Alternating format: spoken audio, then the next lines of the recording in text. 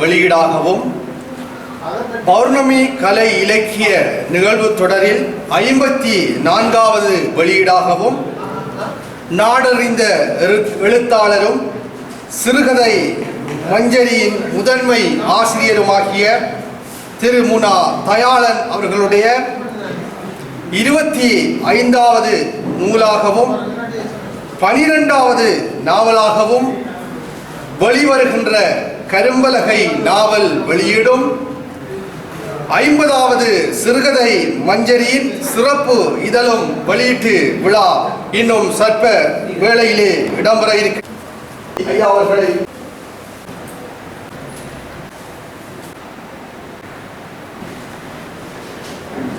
இந்த நிகழ்வினை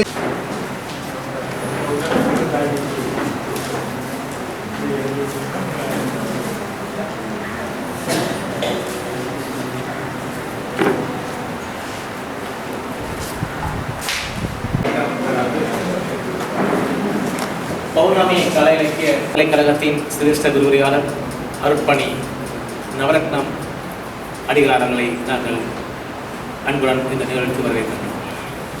தொடர்ந்து இந்த நிகழ்விலே பிரதம விருந்தினராக கலந்து சிறப்பித்துக் கொண்டிருக்கும் மட்டக்களப்பு தமிழ்ச்சங்கத்தின் தலைவரும் சைவ புரவலருமான திரு வி ரஞ்சிதமூர்த்தி ஐயா அவர்களை அன்புடன் வரவேற்கிறோம்.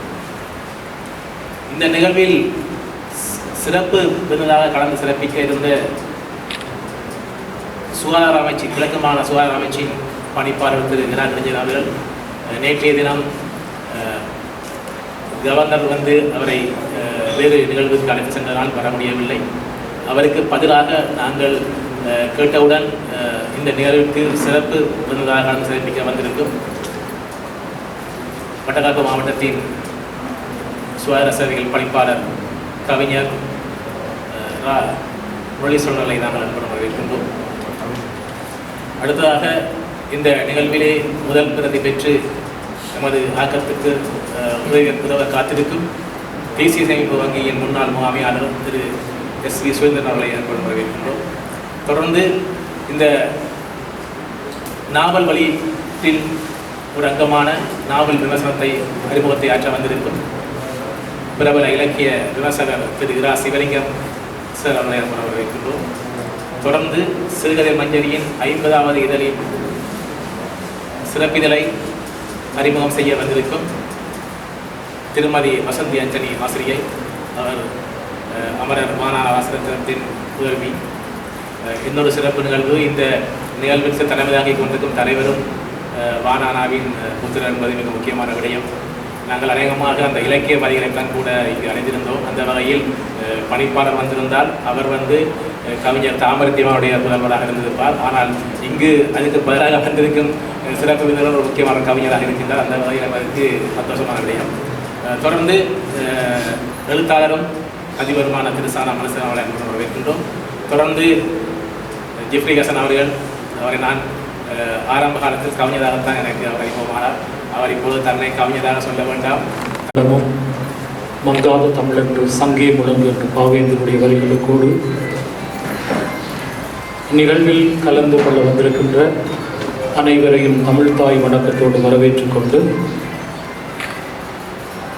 இந்த நிகழ்வை பிரதம அதிதியாக வீற்றிருக்கின்ற சைவப்புரவர்களும் மட்டக்களப்பு தமிழ்ச்சங்கத்தின் தலைவருமாகிய பேரன்புக்கும் பெருமதிப்புக்குரிய அண்ணன் ரஞ்சிதமூர்த்தி அவர்களே, இந்த நிகழ்விலே சிறப்பு விருந்தினராக என்னுடைய தாமரத்திவானுடைய மகன் நான் நெடுஞ்செழியன் வர வேண்டியிருந்தாலும் அவருடைய இடத்தை நிரப்புவதற்காக இங்கு வந்திருக்கின்ற எங்களுடைய வைத்திய கலாநிதி முரளீஸ்வரன், அதனை விட நான் அவரை இன்னும் அன்பாக சொன்னால் புனித மிக்கேல் கல்லூரியினுடைய மாணவன் முரளீஸ்வரனை மிகுந்த அன்போடும் வரவேற்றுக் கொண்டு அத்தோடு இந்த விழாவினுடைய நாயகன் கரவை தயாளன் எழுத்தாளர் அவர்களையும் விழித்தவனாக மகுடம் சஞ்சிகையினுடைய பிரதம ஆசிரியரும் நமது மண்ணில் தொடர் இயங்கு நிலையில் இருக்கின்ற எழுத்தாளர் கவிஞர் பன்முகம் கொண்ட மைக்கேல் கொலின் அவர்களுக்கும், அத்தோடு இந்த நிகழ்விலே முதல் பிரதிநிதியை பெற வந்திருக்கின்ற தேசிய சேமிப்பு வங்கியின் முன்னாள் முகாமையாளர் திரு SP சுவேந்திரன் அவர்களையும், இலங்கை வங்கியினுடைய முன்னாள் உதவி முகாமையாளர் ஜெயரஞ்சன் அவர்களையும், இந்த நூல்களுக்கான அறிமுகத்தை நாவலுக்கான அறிமுகத்தை, அதாவது கரும்பலகை என்னும் நாவலை அறிமுகம் செய்து வைக்க வந்திருக்கின்ற இலக்கிய விமர்சகர் திருவாளர் ரா சிவலிங்கம் ஆசிரியர்களையும், அத்தோடு சிறுகதை மஞ்சரி 50வது இதழினுடைய சிறுகதைகளை எங்களுக்கு அறிமுகம் செய்து உரையாற்றவிருக்கின்ற திருமதி வசந்தி ஆண்டனி ஆசிரியை, திரு சானா மணிசேகரன் அதிபர் எழுத்தாளர், கவிஞர் ஜிப்ரி ஹசன் ஆசிரியர் மற்றும் இந்த நிகழ்விலே இந்த அரங்கத்தில் இருக்கின்ற பெரும்பாலான இலக்கிய படைப்பாளிகளை காண்கின்ற பொழுது மகிழ்ச்சியும் சந்தோஷமும் அடைகின்றேன். உங்கள் எல்லோரையும் இன்முகத்தோடு வரவேற்கின்றேன். என்றால் நிறைய மூத்த படைப்பாளிகள் இங்கு இருக்கின்றீர்கள். எல்லோரையும் விழித்தவனாகவும், அத்தோடு இங்கு வீட்டிருக்கின்ற எங்களுடைய சின்ன சிறுசுகளையும் இலக்கியத்திலே இன்னும் ஆழமாக அவர்கள் ஈடுபட வேண்டும் என்று வாழ்த்தி விழித்தவனாக தலைமை உரைக்குள்ளே நுழைகின்றேன். என்னை நன்றாக படைத்தனன் தன்னை நன்றாக தமிழ் செய்யும் முதன்மை ஆசிரியருமாக்கிய பாலர் கலாநிதி திரு உதயமுத்தி அவர்களை திரு இரா முரளீஸ்வரன் இரண்டுக்குமாக 1000 ரூபாய் பெறும் பெற்றுக்கொள்ளுமாறு, அடுத்த பிரதிகளை பெற்றுக்கொள்ளுமாறு முரளிதரன் ஆசிரியர்களை அன்போடுமாகிய திரு வீணா குகதாசன் பெற்றுத் செல்லுமாறு.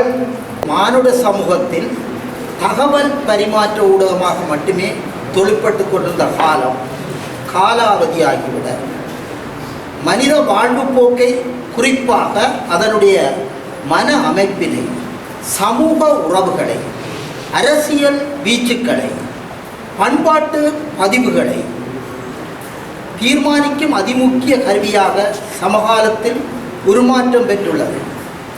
இதனை கைக்கொண்டு இலக்கியம் என்னும் ஊடகத்தின் வழி மனித சமூகம் தன்னைத்தானே வழிநடத்துதல், தாம் கடந்து வந்த பாதையை சுய பரிசோதனை செய்து கொள்ளுதல் என்ற செயற்பாடுகளை முன்னெடுப்பதுடன் அவற்றை ஆவணமும் படுத்தி வருகிறது. இத்தகைய முன்னெடுப்புகளுக்கு சமகாலத்தில் கவிதை, சிறுகதை, நாவல் வகைமைகள் பயன்படுத்தப்பட்டிருப்பினும் விசால வெளியையும் அணுக்கமான தன்மையையும் தன்னகத்தே கொண்டு திகழும் நாவல் என்னும் கலை வடிவமே தற்கால சமூகத்தவர்களுக்கு மிக நெருக்கமாயுள்ள ஊடகமாக திகழ்கிறது. இத்தகைய பின்னணியிலேயே மூனா தயாளர் அவர்களது கரும்பலகை என்ற நவீனத்தையும் நாம் எதிர்கொள்ள வேண்டியுள்ளது. சமூகவியலாளர், நாவலாசிரியர் இருவருமே ஒரே பங்கைத்தான் ஆற்றுகிறார். ஆனால் அவர்கள் இருவருமே தமது செயற்பாடுகளில் வேறுபடுகிறார்கள். ஒரு சமூகவியலாளர்